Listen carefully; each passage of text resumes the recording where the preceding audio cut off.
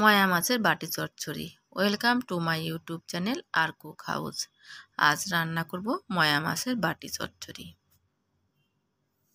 ময়া মাছের বাটি চচ্চড়ি খেতে খুবই সুস্বাদু ও মুখরোচক এবং পুষ্টিসম্মত। বাটি চচ্চড়ি রান্না করার জন্য প্রথমে আমি পেঁয়াজ কুচি কুচি করে কেটে নিচ্ছি।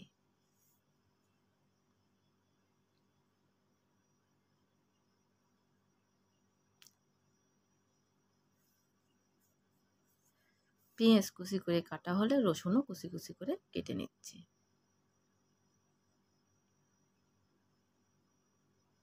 ময়া মাছ ভালো করে ধুয়ে নিয়েছি। ময়া মাছে পরিমাণ মতো নুন,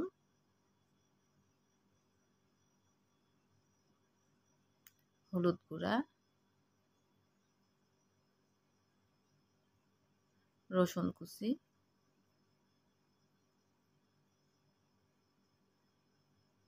চিরা কাঁচা লঙ্কা দিয়ে ভালো করে মেখে নিচ্ছি। এরপর পেঁয়াজ কুচিগুলো দিয়ে আবারও ভালো করে মেখে নিই।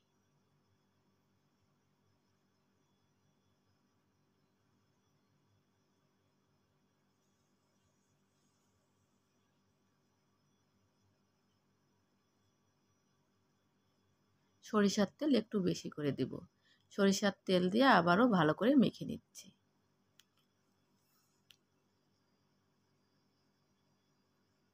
তারপর একটি টিফিন বাটি নিই। টিফিন বাটির মধ্যে মেখে রাখা মাছ দিয়ে দিই।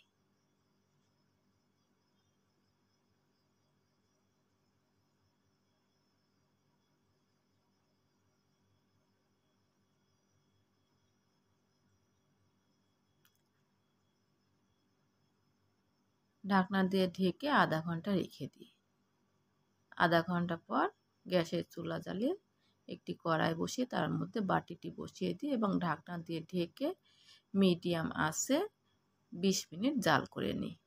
20 মিনিট পর গ্যাসের ফ্লেম বন্ধ করে ঢাকনা দিয়ে ঢেকে রেখে দিই।